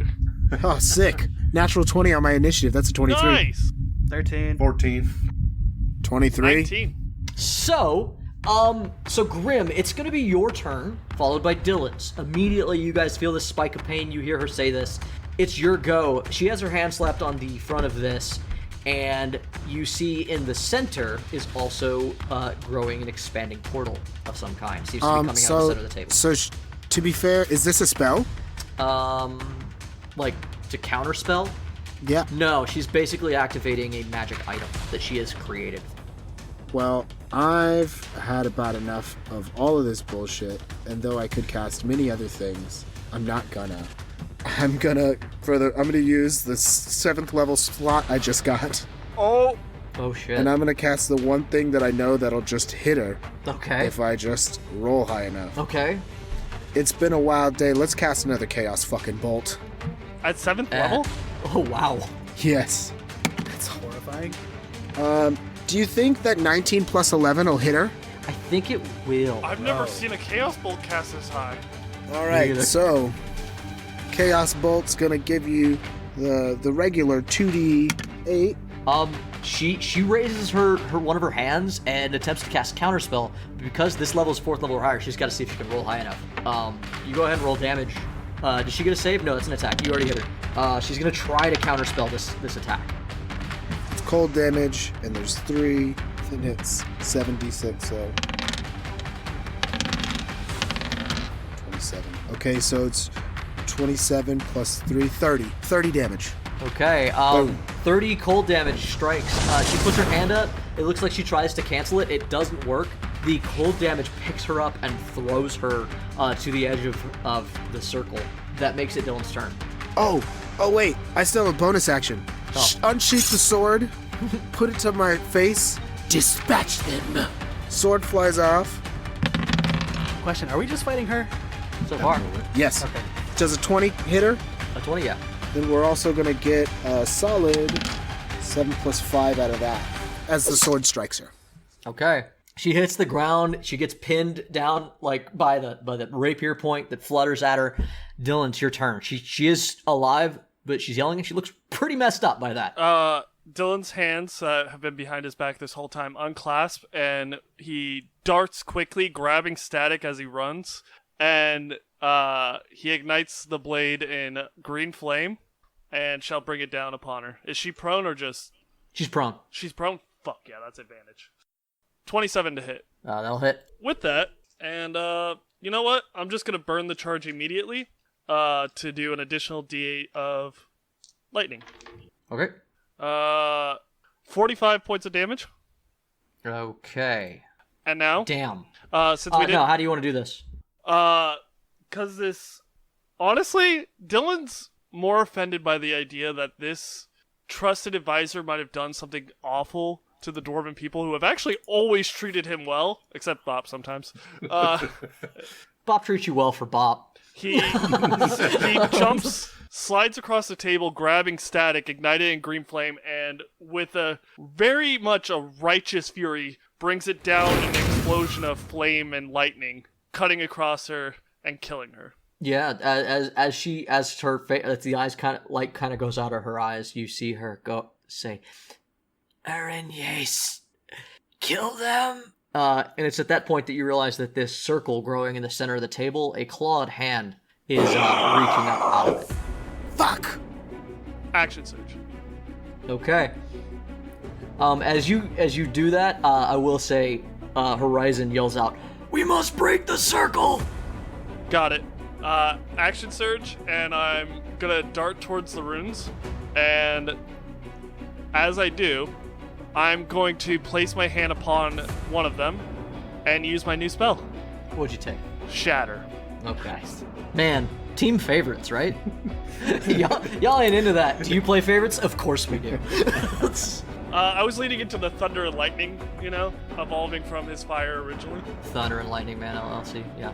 Yeah. So Dillon just runs over to the wall and places his hand upon it. And by the way, this is an AoE. He's gonna take some hit from this, and he's just gonna press down upon it and unleash a thunderous force of energy that will hopefully shatter the wall, if anything. How much? With the rune. Roll damage, and I will let you know how this works. All right. 3d8 thunder damage. 16 points of damage. You see that the portal stops opening, which forces this. The portal seems to come to a stop, but it doesn't close it. Not enough damage.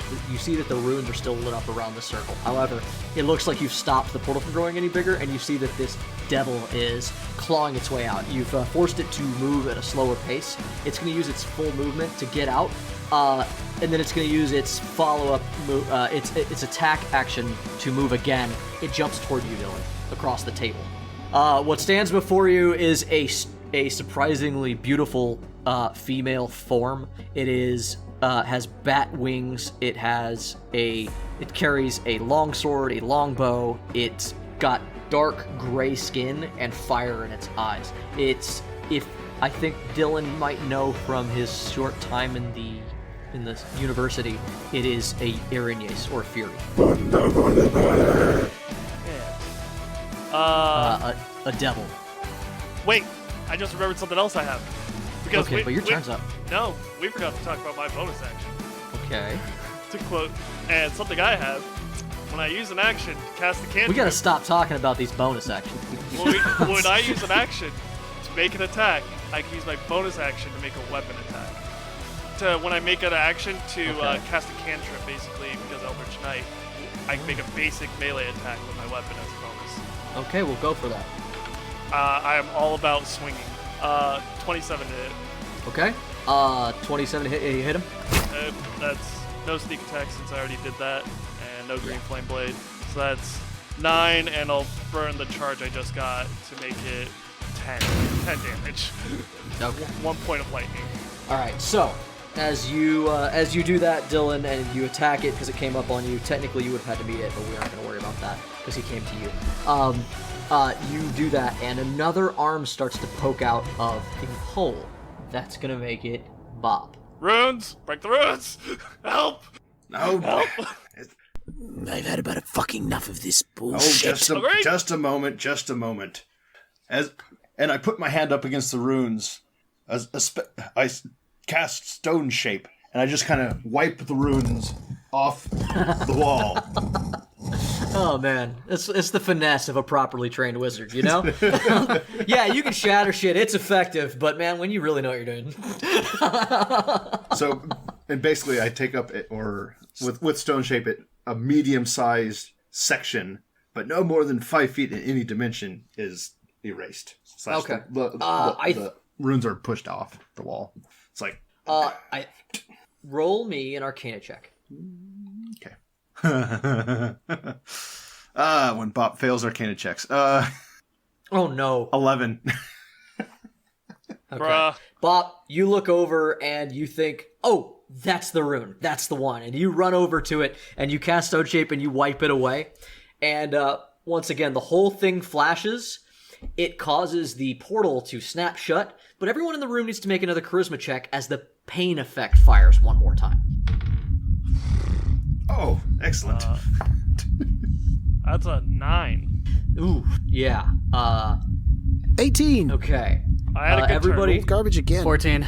That's a natural 20. Okay. Roy, Dillon, you're gonna both take 30 damage. You guys take 15 again. Sounds good. As he does that, the portal snaps shut, and this arm of this demon that was crawling out just gets cut off. It immediately starts turning to ash and blowing away, like in this imaginary, like smoky wind, as whatever it was attached to is severed and left back in hell. You guys all have another spiked pain in your head, and Bobp, if you have a bonus action, you can take it. But then it's going to be Roy. Then after that I go, I would have filled your keg, but oh well. And I'll just... Wee-woo? Okay. The Araignes looks at you like, did you just hit on me? That's right. Yay, a distraction. I pull out a I pull out a wand. Okay. No, that's, Are you done? Bobp hits on the I pull, demon. yeah, no, that's my thing. I pull out a Hey, wand. stay in your lane. All right, Roy, you're up. You guys immediately hear the sound of the raging storm that's coming from way out on the cliff face snaps back because you are no longer in a dome of silence. So it's just this one scary thing that we yeah. are now currently fighting? Okay. Yeah. Fuck. I am going to cast Toll the Dead again. Okay. That is a 15 wisdom save. He succeeds. He got 16. Didn't you call it a she earlier? She. She succeeds. She succeeds. She got a 16. Plus what, though? Listen, I can't tell you, but I almost got you. you did. You almost had me. It was this close. All right. I do nothing. All right. Roy, I glare at it, Grimm. and nothing happens. Oh, that didn't work out how I wanted it to. What a strong glare you have. Does that count as intimidation? Did you glare at it? I mean, it's technically it can be. It's like within 30 feet. Do you want to try to do? Don't let me roll that. You don't want me to roll that. No, I'm not rolling intimidate. You have fearsome presence. You have frightful presence. I will. I mean, fuck. I will use that. You could just frighten Yeah, me. fuck Yeah. Yeah, I'll use Fey presence. What's the save that I give you for that? That is another Wisdom saving throw, DC 17. 17 this time. This one succeeds. The area just looks alarmed by you. Fuck yeah. You and Avil do your. Give me something. What does Avil say with you? Oof. That's my kill. Can you please just stop? Can you please not? Can you please go just? away. Can you please knock it off? We cannot. It's been a long day. Please Can we, stop can it. we not? Please don't. Please, just- yes, I desperately absolutely. I'm need a so nap. tired. Can you if just you could go just away, roll over and please? die, so I could feed on your essence, that would be great. It's literally this. What was that second part of you? Don't worry about it. You're busy. Don't get hit. Oh, ah! Grimm, it's your turn. Oh yeah, Grimm's turn. That's like almost the last of my spells I use right there. Do I know if they're immune to poison? Roll me an Arcana. Oh, you kidding me? That rolled right into almost a 20. It was halfway between two things. Cocked. Yeah, cocked hard. Okay, Arcana, that's a 6 plus whatever my Arcana skill is. You don't know. 6, 12. You don't know. Well, dispatch them. Off goes the sword. Zips from her to him. Yeah, it, no, her to her. Her to her. My apologies. I don't know. I just think that all demons are men. What do you want? You know? Isn't that right, ladies? That's wow. Edit that out. Hot take that is. What a hot take that is. All right, have fun with your hot take there, bud. Yeah. That was a 1 for the cane, so it doesn't make it. It doesn't do anything. And then I'll pull out my troll bone fucking thing. Ooh, the bow. Yep. And I'll fucking try to hit it with this thing. Hell yeah, I'm pretty sure 26 will do it. That'll do it. That does hit. Yeah. Here's it's 9 plus it's 2d6, right? Yeah, 2d6 poison, 4 6. Okay, 9 plus 6 poison. So you do 9. You watch the poison just sort of splash across it. It doesn't seem to have an effect. Sick. Dillon, you're up. Son of a bitch. This poison splashes across her back. She looks over her shoulder. Fire just sort of blazes out from beneath her, like across her back, and like she seems to just flare up and flame occasionally as she moves. And then she turns back to you. As she looks back at me, one hand has a bottle. I pop open the cork with my mouth and chug it down as I heal for a bonus action with the potion. Okay. I'm gonna use one of my greater healing, Okay. because I ain't fucking around. 44 plus 4 to heals. 1. Oh no. 1. Oh no. I heal 11 on a greater healing. Good job, bud. And with my other hand, I'm gonna use static with a green flame coated blade. Okay. Shit. 13 to hit. No.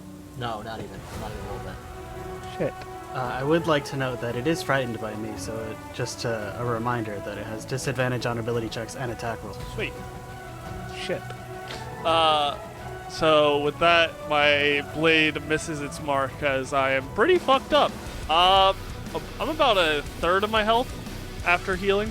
Yeah, the Arrhenius is it's its turn. After I do that and I miss, with the cork still in my mouth, I just spit the cork at him. Fuck you. It bounces off her nose and she attacks you 3 times. That's fair. Luckily, disadvantage. Yeah, lots of disadvantage. I'm gonna roll a bunch of dice here. Let's see. Alright. So she's just gonna unload on you with this fucking longsword. She is gonna hit you 1 time. Aaron, your Also, weapon. fucking, like, Horizon's here, and, like, all these other people are here. When are their turns coming up? They all failed their psychic saves. Oh, so they are... They're It's dropped. you. It's you guys. Yeah, I know. Alright. That sounds suspiciously story-driven.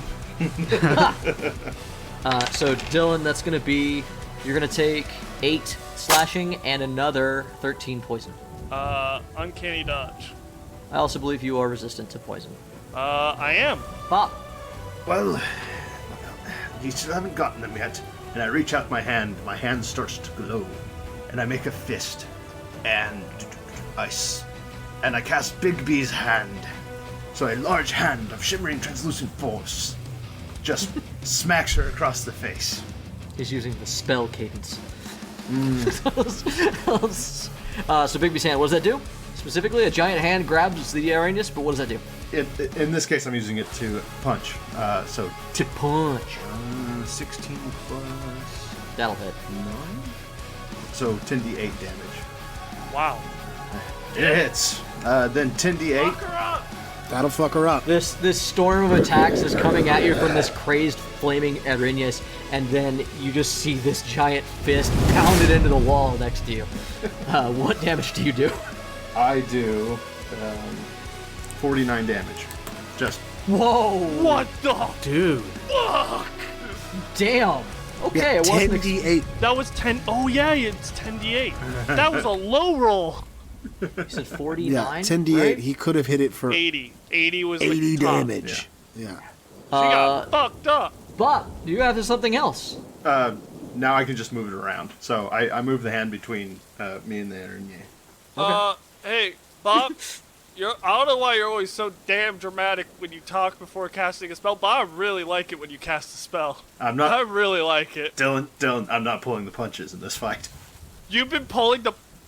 Hey, we're friends, right? We're friends, right?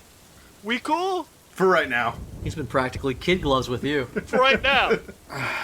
Oh. Were you this punny before? It's a recent invention. He was on the road too long. I've been hanging out with Tigawad. It's that trucker 19 speak that he does all day.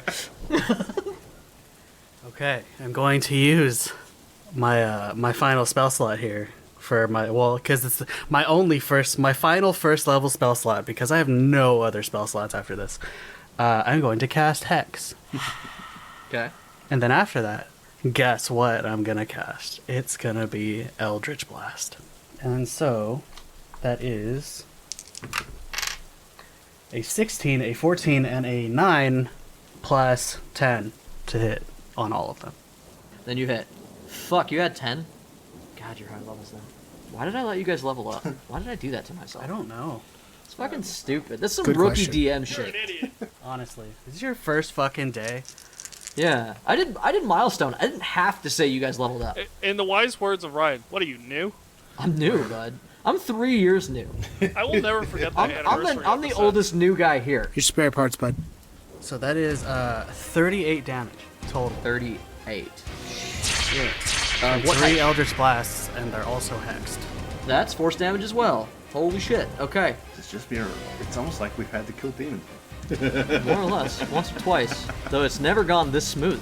Have we actually ever fought demons? You fought some devils, yeah. Oh, at the school. Yeah. Yep. Yes. Yeah. Yeah, definitely. Not a handful, but like not too many. Roy, that's the end of your turn.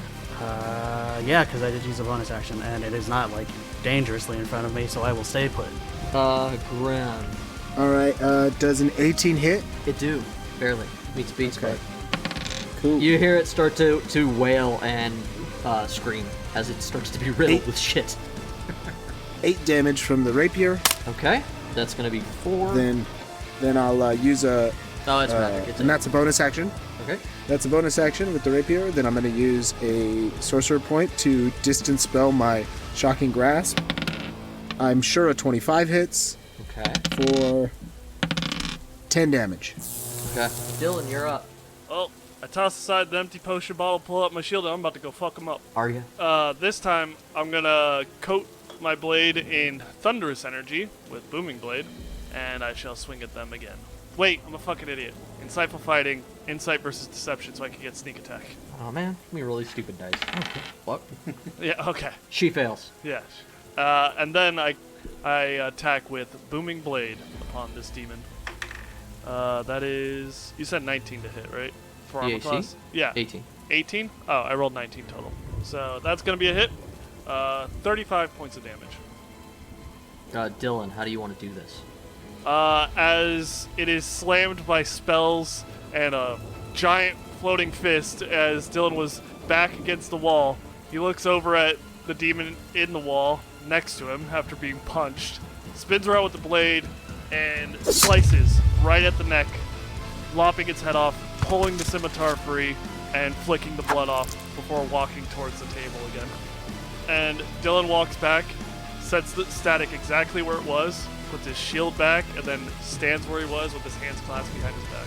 The outer doors are pushed open by a cadre of Dwarven warriors as you guys finish this fight. You see the Thane getting to his feet. I helped the Thane to his feet because I feel like I was right there. Yeah, you are. Yes, you help the Thane to his feet.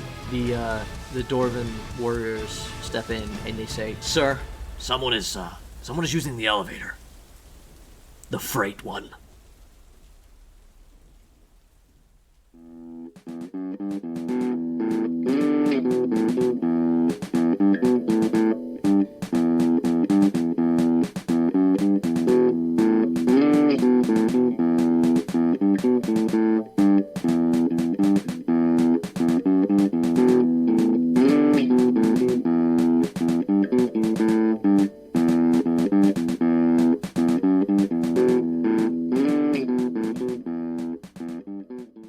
Hey Tavern Goers, thank you again for joining us for another adventure on Torchlit Tavern.